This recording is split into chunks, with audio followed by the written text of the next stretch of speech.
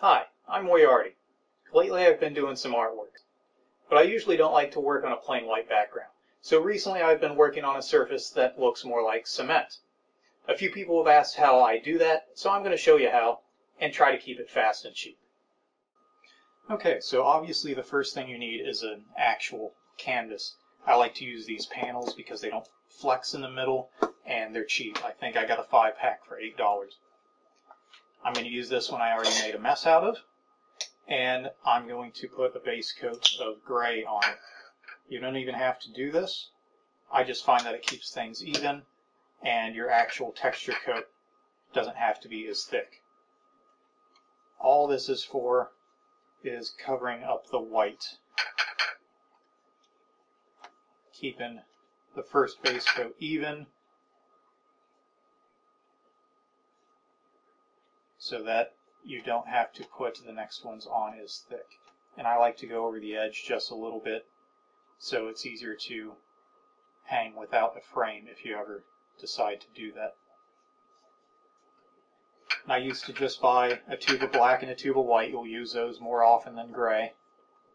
And then just mix them yourself to get the exact color gray you want.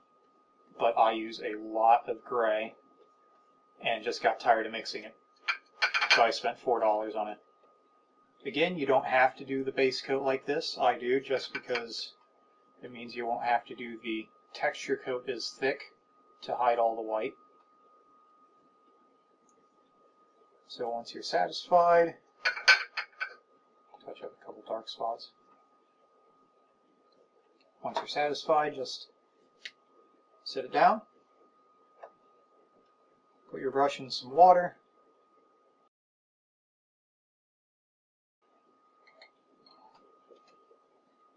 And give it a couple minutes to dry. Okay, now that that's finally dry, you can see it's just a gray base coat there. So what I'm going to do now is take coarse texture gel and modeling paste and mix them together. The modeling paste doesn't have much of a texture on its own, and the coarse texture gel has quite a lot of texture, and it's a bit too rough. So what I'm going to do is take these and mix them together at about 50-50. Alright, there we go.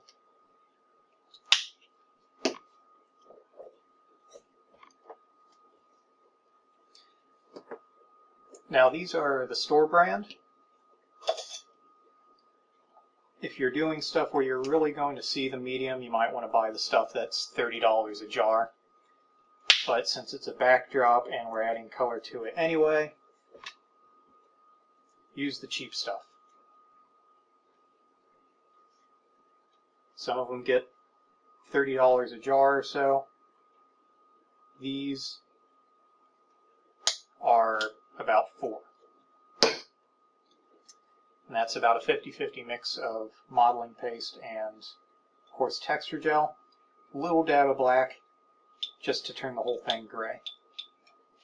Want it about the same color as the gray I've already got on here, give or take. See, that's pretty close there. And once it's mixed, all you do is gather it to one side of your jar here, and you do have to make a fairly large batch of it because you end up using quite a lot. Scoop it out, and you just spread it on with a palette knife. If you want, you can put this on thick and do like a stucco texture, but I'm just kind of making like a cement wall. So all I want is fairly smooth. I just want that kind of grit that you get to it. And like I said, you do end up using a lot of this, but I get about half a dozen or so of these canvases, and these are 8 by 10.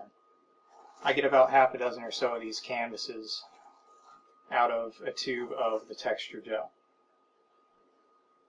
So it does stretch you a bit. Don't be afraid of putting it on thick. You're doing this for texture anyway.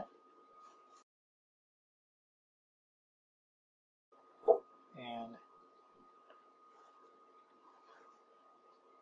I'm trying to keep this from getting too smooth. I kind of want a little bit of texture here and there, and little streaks, little dabs, kind of a stucco deal. Just try to keep it all in the same direction or so.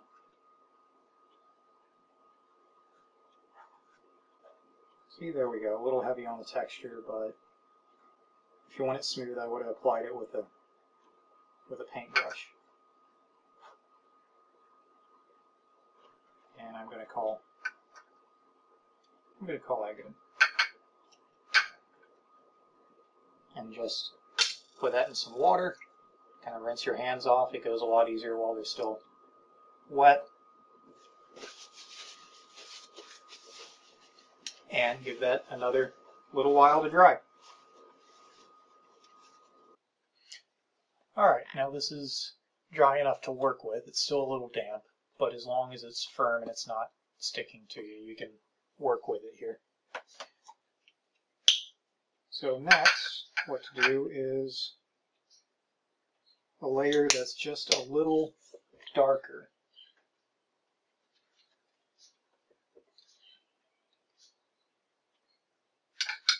You take just a little dab of a darker color here and add it in. If you add black, it'll be a little sterile, I guess. So I am actually using this burnt umber. It'll give it a little bit of a brown tone. So then, your average kitchen sponge, just a cheap 50-cent sponge. I like to cut mine in halves or quarters just to make it easier to work with.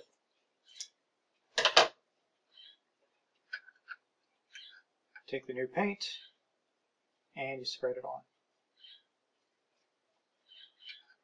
You don't want it too thick, but you want it thick enough that it'll press on.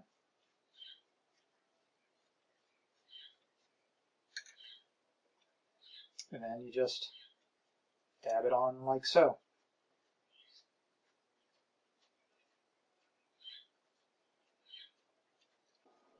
Now if you're doing this and you're really going to see this, you'd want to do this with probably 3 or 4 different shades, or vary it between a dark one and a light one and a dark one and a light one. But this just gives you a good bottom coat here. And you can see how that's picked up some of the texture and has really darkened down that plain gray that I had. Okay, it's not entirely dry, but it doesn't have to be. You can see how it picks up the contours and starts showing a little texture there, kind of causing a depth of effect. It's kind of got a dirty look to it, which is fine if you're looking for something for like graffiti art on. So now what you want to do is do the same thing again, but take your gray and add a little white to it so it lightens up. And this is probably going to take the least time to dry. I know it seems like I've been spending a lot of time making this dry, but you don't have to wait for it to completely dry between steps, just long enough for it to get stiff and workable. And most of these don't actually take that long. In fact, if you're like me and you make 4, 5, 6 of these at a time, you can do one and then move on to the same step on the next one, and by the time you finish that step, it's dry and you're ready to go back to number one and start the next step. And if you overdo it on a step, you can always go back and redo the step before it. Get a little darker here, a little lighter there.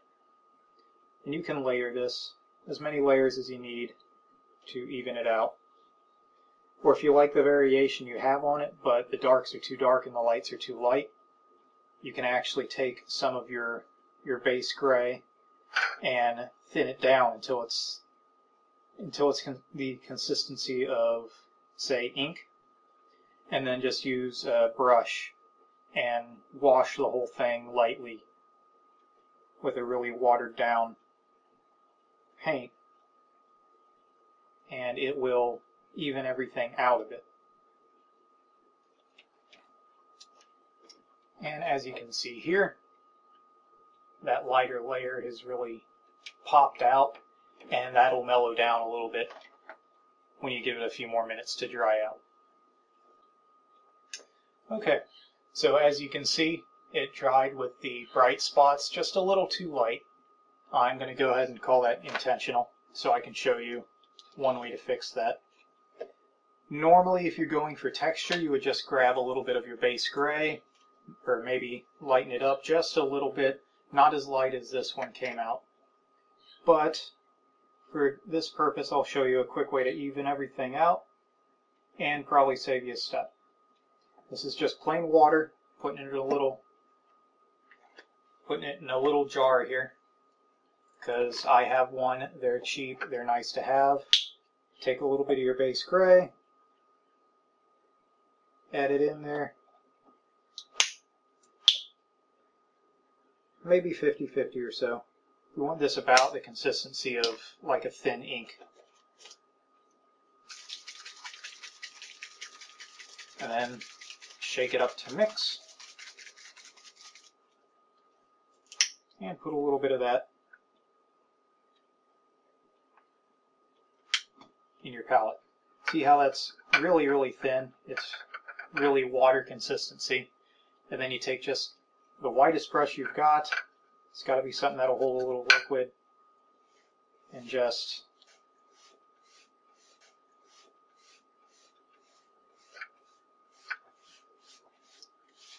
but that gives you an idea. Normally this turns a little more translucent as it dries, and we'll see how that turns out, or if I have to redo a step or two.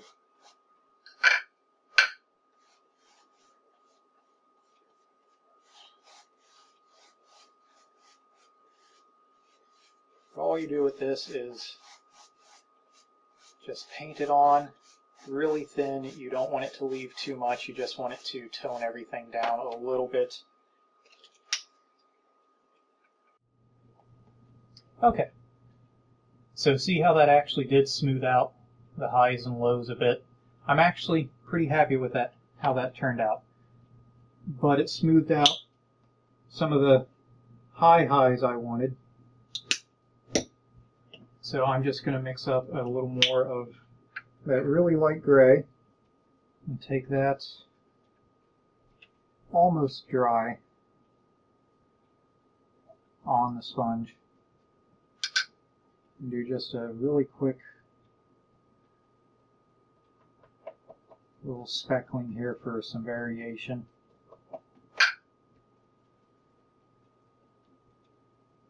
And then actually just kind of wipe that a bit.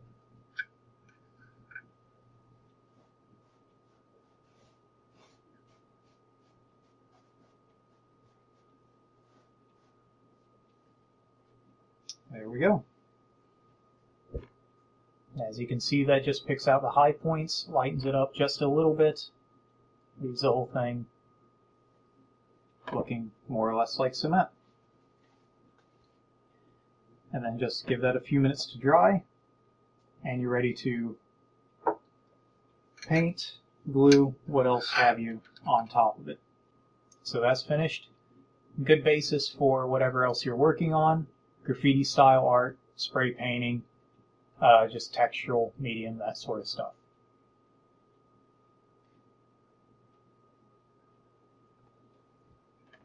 And if you have any questions, comments, those go down below. Or if you even want to leave me tips, ideas, stories, or send me some bribes. Good to show off what I could do, and game on.